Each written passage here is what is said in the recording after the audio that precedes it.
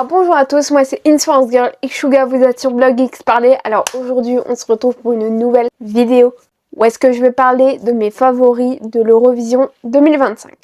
Et donc avant de commencer cette nouvelle vidéo où est-ce que je vais parler de mes favoris de l'Eurovision 2025, n'hésitez pas à me rejoindre sur tous mes réseaux sociaux qui s'affichent juste ici à l'écran.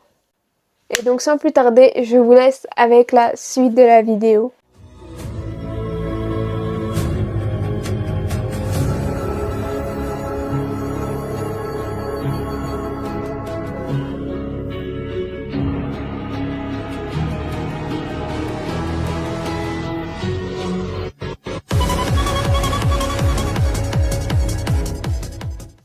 Alors pour mon premier favori, nous allons parler de l'Autriche. L'Autriche, franchement avec JJ, c'est vraiment une chanson que j'ai appréciée dès le début. Je me suis tout de suite dit, ça va gagner. Bien sûr, ça a gagné en 2025. La version extended, parce que oui, il y a une version extended avec l'instrumental qui est un peu plus grand à un moment donné. C'est franchement mais incroyable. Cette chanson est incroyable. Vraiment, l'instrumental fait tout plus le chant. Je sais pas qu'est-ce que vous en avez pensé, mais moi, j'ai adoré. Même si à un moment donné, j'avais peur de me dire, ouais, c'est encore de l'opéra, ça va pas gagner. Mais bon, ça a gagné.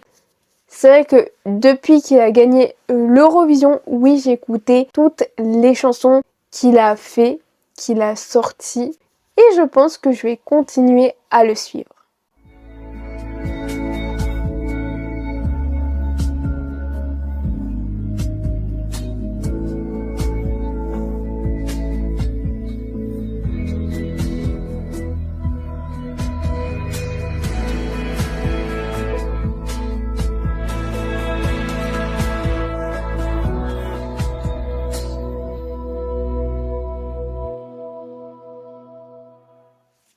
Ensuite, nous allons parler de la Slovénie. Je sais que la Slovénie, c'était peut-être pas le choix préféré de tout le monde. Mais moi, j'ai adoré déjà pour le message de la chanson. Parce que je crois qu'il parlait de sa femme et qu'elle a attrapé un cancer. Et c'est vrai que c'est quand même beau le message derrière cette chanson. On se questionne sur combien de temps il nous reste à vivre avec cette personne-là. Et surtout, la dimension qui est encore plus émotionnelle, malgré que je la trouvais déjà assez émotionnelle à mon goût, c'est quand il y a eu un cover, qu'il a invité quelqu'un, que cette personne-là a, je crois, un peu chanté, et la personne a aussi fait un petit discours pendant la chanson. Je trouve que c'était vraiment hyper touchant. Après, c'est sûr que depuis l'Eurovision, non, je ne l'ai pas écouté et suivi musicalement parlant.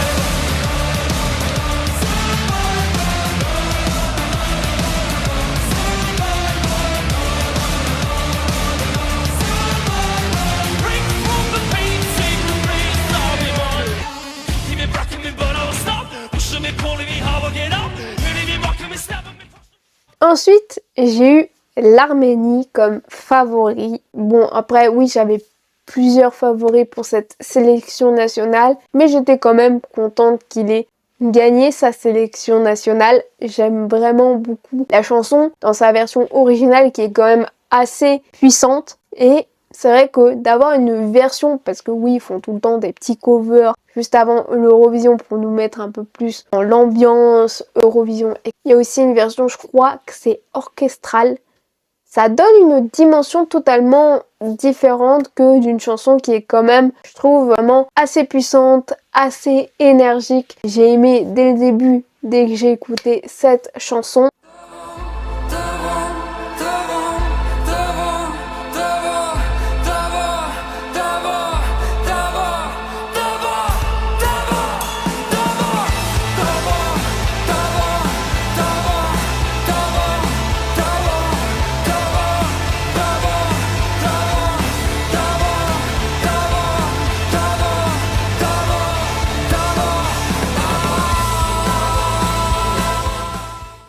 Nouveau favori, et là nous allons parler de la Lituanie.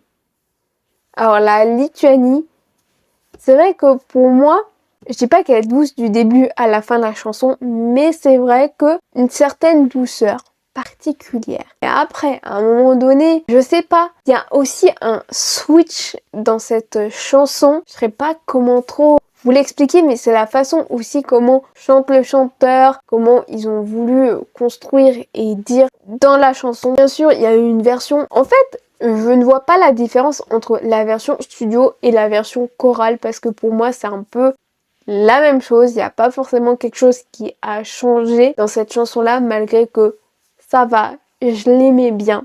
Depuis que l'Eurovision est terminée, non, je n'ai pas écouté le groupe Si. Ils ont sorti d'autres sorties musicales.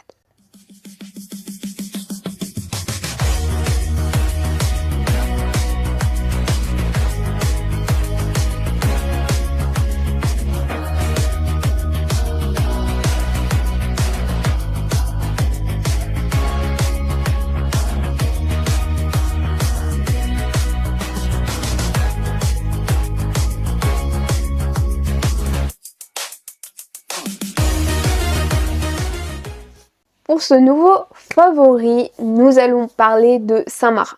Franchement, j'ai aimé dès le début. J'étais hype, autant hype que tout le monde qui aurait été dégoûté si cette chanson-là n'avait participé à aucune sélection nationale. Après, c'est vrai que lui, de base, il n'était pas en mode « je fais une chanson pour participer à une sélection nationale » parce que c'est la musique d'ouverture du festival de San Remo qu'il avait créé pour l'année 2025. Mais c'est vrai que ça aurait été une grosse erreur qu'il ne représente pas un pays à l'Eurovision avec sa chanson.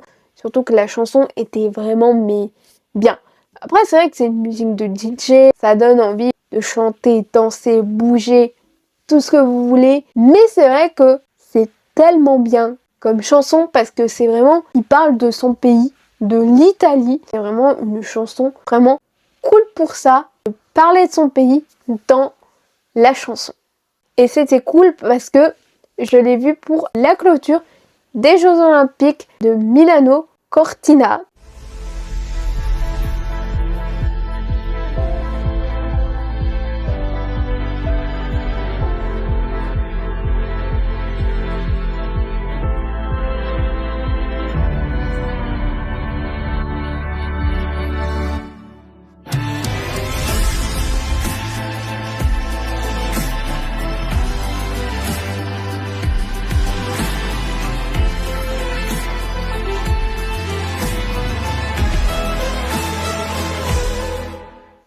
Nouveau favori, et là nous allons parler de la Tchéquie. Alors la Tchéquie, j'ai aimé dès le début.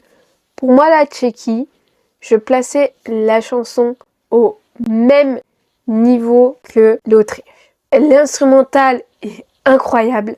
C'est ça que j'avais vraiment beaucoup adoré dans la chanson. Après, bien sûr aussi sa façon de chanter. Mais c'est vrai que c'est une chanson qui te donne envie de danser. Déjà, tu as envie de faire le dance break. Bon, il est un peu trop compliqué, mais ça te donne envie de danser, de faire une petite choré sur la chanson en elle-même. Et pour moi, je sais pas, c'est une chanson qui aurait pu être aussi dans un film. C'est vrai que, avec le fait que ça fait un moment Destination Change, tout le côté un peu, on va dire, futuriste du clip. Enfin, c'est pas très futuriste, mais bon, voilà, on dirait qu'ils s'entraînent pour aller dans l'espace et des trucs comme ça avec l'aptitude physique. C'est vrai que depuis que cette Eurovision 2025 est terminée, non, je ne l'ai pas suivi musicalement parlant.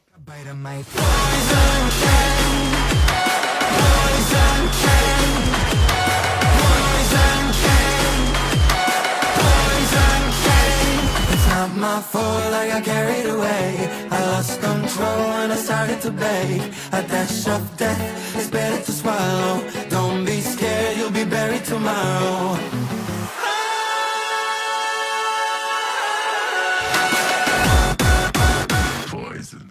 Là, nous allons parler de la Croatie. La Croatie, c'est aussi une chanson avec prise de risque. Quelque chose vraiment d'original. C'est vrai que la Croatie, en fait, c'est un peu genre de la pop dark. D'un côté, il y a ça. À un moment donné, ça switch sur quelque chose d'assez mignon, on va dire de la pop mignonne. Mais c'est vrai que il y a ces deux côtés qui, bien sûr, c'est quelque chose qui ne peut pas plaire à tout le monde. Et moi, ça m'a séduite. Que ça passe d'un côté pop dark, assez enfantin, et après de repasser vers un truc dark et faire que ça jusqu'à la fin, bah moi, j'ai franchement adoré. Bien sûr, j'étais dégoûtée qu'il n'a pas accédé à la grande finale, mais bon, comme je vous ai dit, c'est une chanson qui ne peut pas plaire à tout le monde. Et c'est vrai que depuis que l'Eurovision 2025 est terminé, non, je ne l'ai pas écouté s'il a fait d'autres sorties musicales. Mais le truc que je voulais souligner, faut être fort pour envoyer 2 années de suite des artistes qui s'appellent Marco. Oui, parce que Baby Lasagna s'appelle Marco. Et que le chanteur croate en 2025 s'appelait et s'appelle toujours aussi Marco.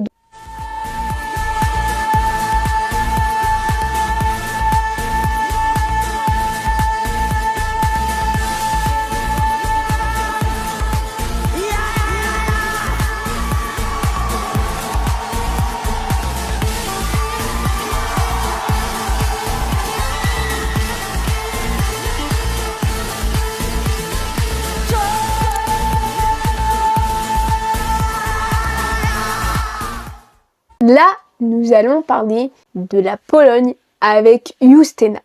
Alors, au départ, c'est pas que j'étais pas non plus, c'était pas forcément ma chanson préférée, mais c'est sûr que oui, quand t'as ton top 1 de la sélection nationale qui remporte pas ni ton top 2, ni ton top 3, faut un peu de temps de t'en remettre. Mais c'est vrai que quand t'as une amie qui s'appelle Anna, qui a la même origine que toi, qui n'arrête pas de partager la chanson, là c'est sûr, la chanson te rentre en tête, tu ne peux que l'apprécier. Déjà aussi je voulais dire que c'est une chanson fou rire pour moi, parce qu'à un moment quand elle tourne et qu'elle fait la toupie, depuis que l'Eurovision 2025 est arrêtée, non, je n'ai pas écouté d'autres chansons de Justyna, même si j'avais écouté d'autres chansons pendant la période Eurovision, parce que oui, je voulais savoir aussi quelle était la chanson, parce qu'elle a déjà représenté une première fois la Pologne. J'avais écouté, même si c'est 2 registres totalement différents, et puis c'est sûr que il s'est passé beaucoup d'années avant qu'elle représente encore une fois la Pologne, et je crois aussi que j'avais écouté celle pour laquelle elle voulait tenter de représenter la Pologne en 2024 ou 2023. J'ai juste écouté Justyna avant, et là je ne l'ai pas réécouté parce que je ne suis pas forcément tombée sur des chansons peut-être qu'elle a sorties entre temps.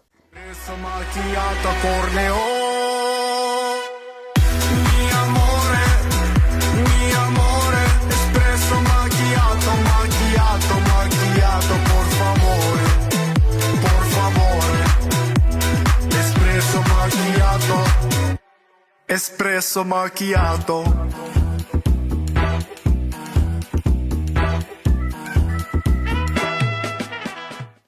Maintenant, nous allons parler de Tommy Cash qui a représenté l'Estonie.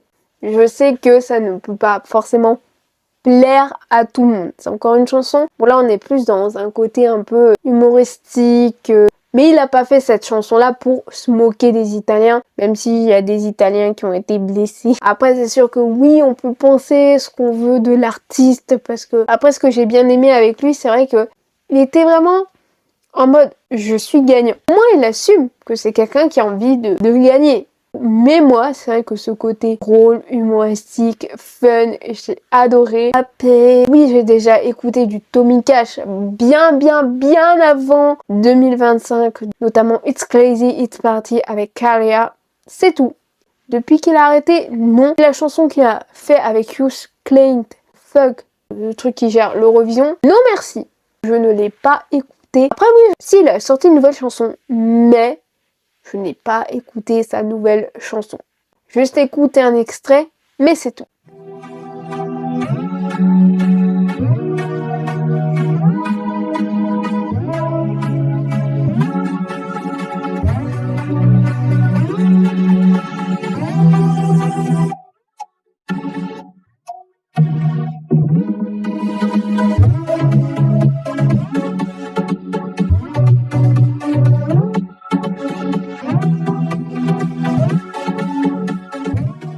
Maintenant, nous allons parler de Malte.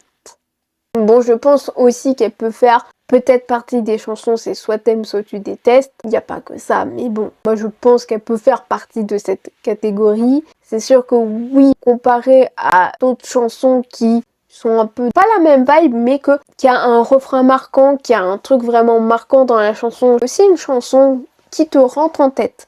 Après, c'est sûr que j'étais dégoûtée pour elle, qu'elle a dû censurer un mot parce que en anglais ça veut dire ça, mais en maltais ça veut pas dire la même chose. Mais bon, ça a été vraiment quand même une assez bonne chanson. Depuis l'Eurovision 2025, non, je ne l'ai pas écoutée. Si elle a sorti d'autres chansons.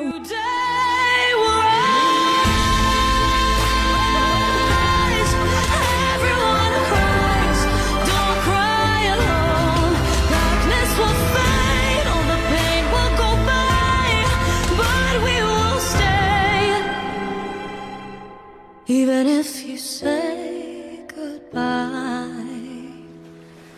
a new day will rise. Maintenant, nous allons parler de l'Israël. Alors je sais que oui, ça ne peut pas non plus plaire à tout le monde l'Israël. J'aime bien parce que déjà, de 1, c'est original. C'est une chanson multilanguage. Après, oui, c'est une ballade qui est bien, qui est émotionnelle. Après, c'est vrai que depuis l'Eurovision 2025, non, je n'ai pas écouté si elle a sorti d'autres chansons.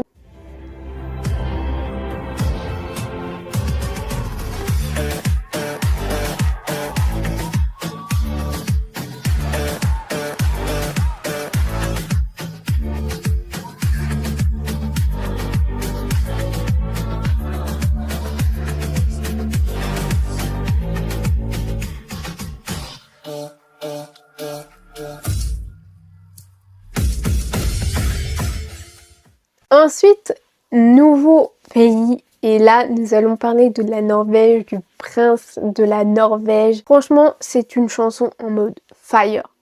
Vraiment fuego. Après, c'est vrai que l'instrumental fait vraiment référence à l'Espagne parce que c'est aussi sa deuxième origine. C'est une chanson qui te donne vraiment envie de danser, de bouger. Après, c'est sûr que la version acoustique, ça fait vraiment ambiance coin du feu. Et après, c'est vrai que la version avec un orchestre, ça donne une dimension vraiment totalement différente. Bien sûr, aussi la version acoustique, ça donne une ambiance vraiment totalement différente.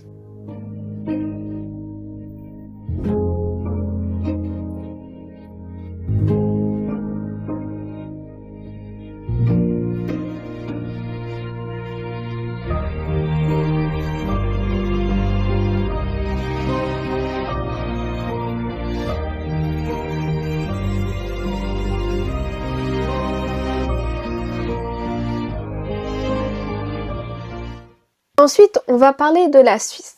Alors la Suisse, j'ai bien aimé parce que déjà, c'est une balade, parce que toute la chanson, c'est une balade, puis un moment, tout s'accélère dans la chanson et je trouve que ça fait quand même ce côté original que juste une balade qui est pas forcément plate parce que bon, elle transmet quand même des émotions, mais franchement, j'ai bien aimé. J'ai vu qu'elle a sorti de nouvelles chansons, mais que je n'ai pas écouté depuis que l'Eurovision 2025 est terminé.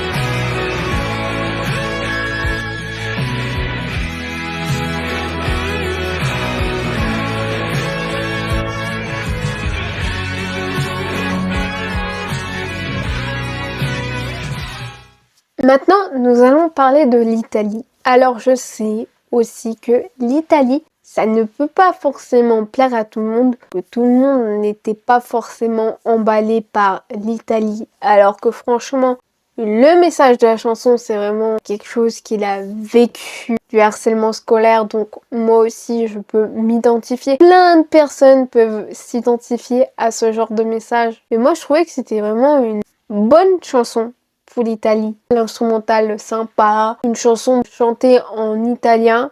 le petit solo de guitare aussi sympathique. Après, c'est vrai que depuis que l'Eurovision 2025 est terminée, non, je n'ai pas écouté et pas suivi si il a sorti d'autres chansons.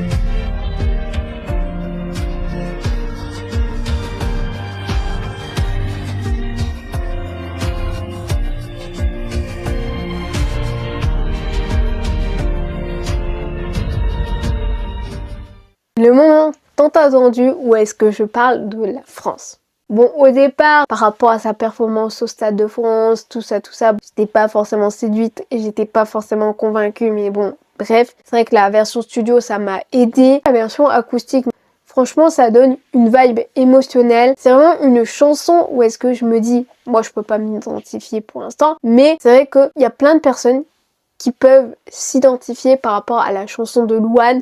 On est le seul pays à avoir sorti la chanson, à avoir mis les sous-titres dans les langues du Big Five. Déjà sympa, parce que plein de pays pouvaient comprendre un peu qu'est-ce que raconte la chanson, parce que tout le monde ne sait pas parler français. Ça, c'est un bon point. Et quelques temps avant l'Eurovision, elle a sorti une version chantée, mais exclusivement en anglais. Et c'est vraiment très chouette de sortir une version comme ça. Au moins, tout le monde qui parle anglais, qui comprend l'anglais, etc. peuvent mieux comprendre la chanson et c'est vraiment très chouette d'avoir fait ça. Après, c'est sûr que Louane, c'est quand même une artiste francophone, française, qui passe à la radio. Donc oui, je l'ai écoutée depuis l'Eurovision 2025 à la radio, notamment avec sa chanson Chien.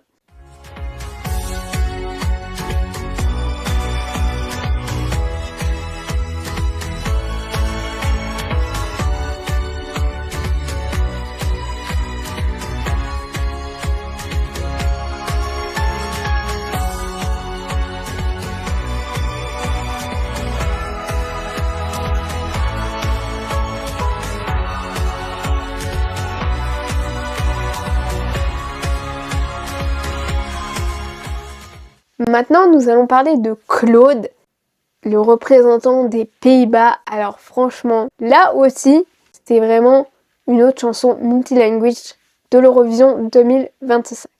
Alors franchement, c'est vrai que c'est aussi original quand c'est multilanguage de choisir vraiment deux langues totalement différentes pour les mettre dans une chanson. Ce que j'ai bien aimé, c'est vraiment sa personal story parce que il raconte des choses personnelles qu'il a vécues. C'est ça, franchement, que j'ai vraiment bien aimé parce que je pense qu'il y a peut-être aussi d'autres personnes qui ont peut-être vécu des choses assez similaires, de partir de leur pays, de tout reconstruire dans un autre pays. Mais lui, il est parti quand il était enfant avec sa mère.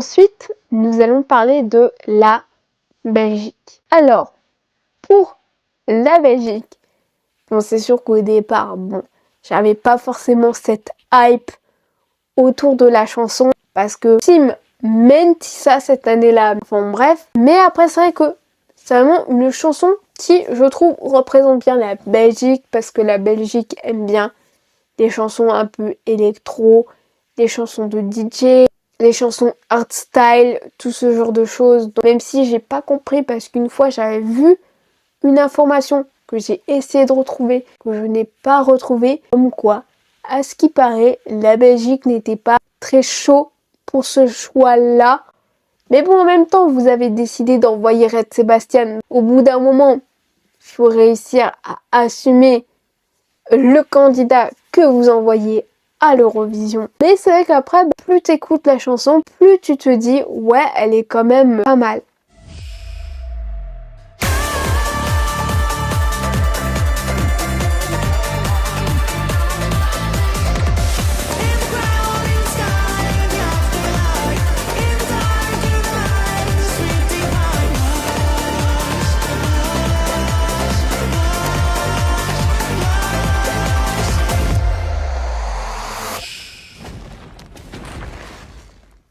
Et pour finir, nous allons parler de Chypre. Alors, Chypre, c'est vrai que je pense qu'elle n'a pas eu la hype que peut-être j'espérais pour cette chanson-là. Parce que malheureusement, elle n'a pas pu accéder en grande finale. Après, je pense que le fait d'annoncer l'artiste tôt et d'après annoncer la chanson la dernière ou dans les derniers, je pense que ça n'a pas forcément aidé à peut-être que les gens soient hype de cette chanson. Mais moi, j'aimais bien. Pour moi, cette chanson-là, pour moi, c'est vraiment une chanson que tu te dis intéressante. Enfin, pour moi, c'est une chanson que je sais pas pourquoi, mais on aurait pu mettre ça dans un film. Je ne sais pas pourquoi. Après, l'artiste qui a représenté Chypre, Théo, j'ai écouté bien sûr une chanson, mais pendant la période d'Eurovision. Depuis que l'Eurovision 2025 est terminée, je sais pas s'il a sorti d'autres chansons et je ne l'ai pas écouté. N'hésitez pas à me dire dans les commentaires, vous aussi, quels étaient vos favoris de l'Eurovision 2025 et je vous y répondrai avec grand plaisir. Cette vidéo où est-ce que je donne mon avis sur mes favoris de l'Eurovision 2025 est à présent terminée. J'espère que ça vous aura plu.